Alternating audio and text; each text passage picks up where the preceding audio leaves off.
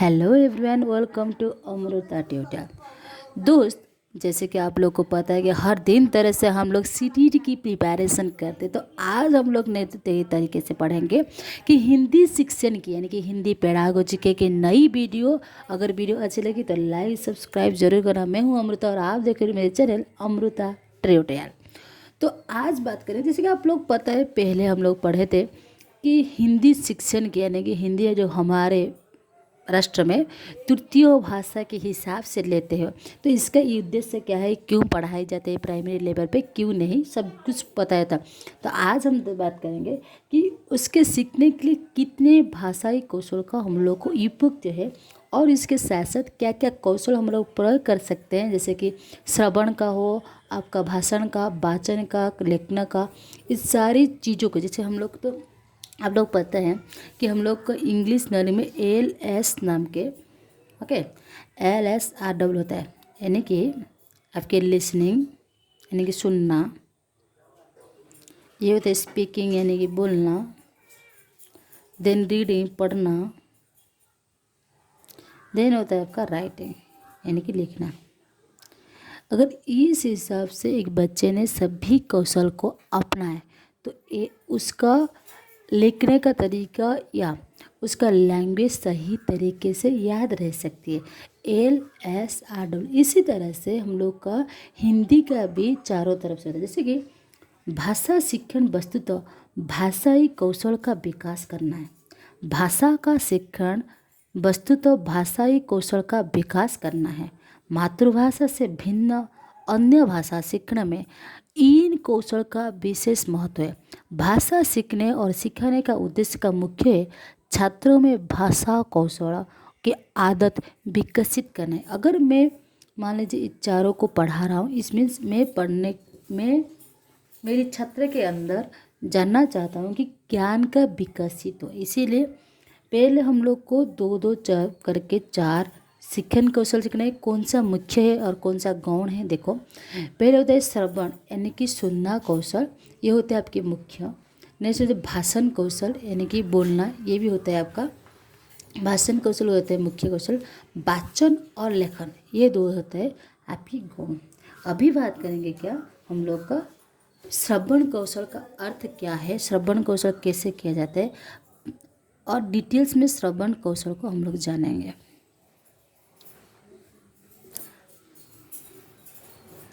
यानी कि सुनना, जिसको बोलते हैं आप लिसनिंग। अगर इस चारों को आप पढ़ लेना तो CTT में मिनिमम 4 to 5 क्वेश्चन इस सब्जेक्ट पे आने हैं। ओके, तो सामान्यतः कानों के माध्यम से हम लोग ध्वनि ग्रहण की क्रिया को सुनना कहा जाता है। कान से कुछ सुनकर उसे समझने की चेष्टा की होता है श्रवण। अतः श्रवण कौशल का अर्थ होता है भाषा की उच्चारित ध्वनियों को सुनना। ये होता है भाषा। श्रवण कौशल का अर्थ होता है कि भाषा की, अगर आप नोट करना चाहते हो तो नोट भी कर सकते हो, भाषा की उच्चारित ध्वनियों, भाषा की उच्चारित ध्वनियों को सुनना। और ये कहाँ से होता है, हम लोग कान से ही सुनते हैं, जो सुनते हैं उसको ध्वनि कहते हैं। तो भाषा की उच्चारित ध्वनियों को सुनना होता है, समझना होता है, अर्थ ग्रहण करना होता है और स्मरण रखना है। स्मरण मतलब रिमेम्बर थिंग्स करना है। श्रवण कौशल का संबंध भाषा की उच्चारण प्रकृति, अनुतान, बलधात, शब्द अर्थ आदि व्यवहारिक संरचनाओं के साथ है। अतः ये आवश्यक है कि छात्र छात्राओं में शिक्षक पर्याप्त श्रवण कुशलता विकास करें। देखो, अगर मान लीजिए मैं एक बात आपको बोलना, अगर आप सही तरीके से सुन नहीं सकते आपके कान में, तो आपका विकास नहीं हो सकती है। ओके, अगर कोई बंदे है, कोई शिक्षक आपको जोर जोर से आवाज़ से बुलाकर कोई भी बात बोले, तो इट मीन्स आपको सुनाई नहीं दे रही है। इसीलिए वो लोग प्रोनाउंसिएशन के साथ साथ सभी दस्तावेज को क्या करेंगे, हम लोग ध्वनियों के साथ मिलाएं। सिर्फ भाषा की उच्चारित ध्वनि को सुनना नहीं होता है श्रवण, सुनना है फिर समझना है क्या बोल रहे हो, समझना है, इसके साथ अर्थ ग्रहण, उसका अर्थ होना चाहिए, अर्थ ग्रहण करना चाहिए। इसके साथ साथ और क्या करना है, स्मरण करना चाहिए। अगर वो याद ही नहीं रखेगा तो श्रवण कौशल का ये होता है मेन चीज़, ये होता है मेन चीज़। अभी जानेंगे श्रवण कौशल का प्रक्रिया क्या है, कैसे वो काम करता है।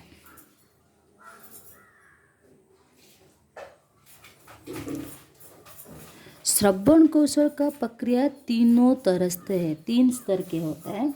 जैसे कि भाषा की सार्थक ध्वनियों का पहचान, मातृभाषा और अन्य भाषा के अंतर की पहचान, और होते अवधारण यानी कि स्मरण रखना।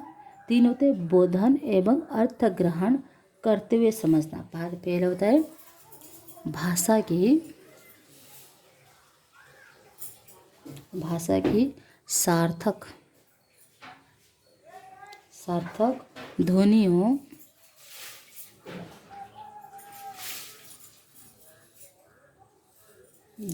की पहचान।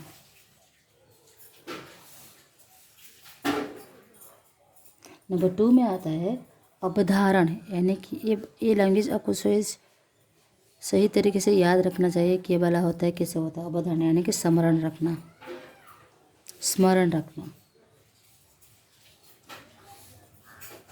नेक्स्ट में आता है बोधन, यानी कि अर्थ ग्रहण करते हुए समझना, यानी कि अर्थ ग्रहण करते हुए समझना है। अगर आप सही तरीके से आपकी श्रवण कौशल की उपयोग करना चाहते हो तो आपको क्या करना है, सही तरीके से अर्थ ग्रहण करना चाहिए। उसका बहुत सारे सोपान भी होता है, जैसे कि ध्वनियों को सही उच्चारण करना है शिक्षक के द्वारा, ध्वनियों का श्रवण छात्रों के द्वारा, अनुतान और सांचों का श्रवण, क्या क्या सुने उसको लिखना है। जैसे व्याकरणिक रूप के साथ श्रवण करना है, प्रसंग और संदर्भ के अनुसरण करना है, बोधन करना है और अर्थ ग्रहण करना है और सही तरीके से सुनना है। श्रवण कौशल की विकसित करने के लिए हम लोग बहुत सारे कार्यक्रम भी करते हैं। पहले होता है कार्यक्रम के छात्रों को सामान्य शिक्षक या अन्य किसी वक्ता, संगीतकार आदि के द्वारा आदर्श उच्चारण करना है। यानी कि अगर आप सही तरीके से बच्चों के अंदर को श्रवण यानी ध्वनियों की उच्चारण सही करना चाहते हो तो आपको क्या करना है ना, सही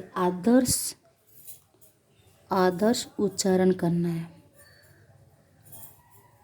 ये भी आपकी क्वेश्चन आ सकती है कि भाषाई कौशल को सीखने के लिए पहला क्या करना चाहिए। तो पहले होता है आपकी श्रवण कौशल को सही तरीके से करना है। तो पहले होता है आदर्श उच्चारण, इसके बाद दूरदर्शन, आकाशवाणी और टेप, सीडी, कंप्यूटर आदि साधनों के द्वारा कहीं कार्यक्रमों सुना जाता है। यानी बहुत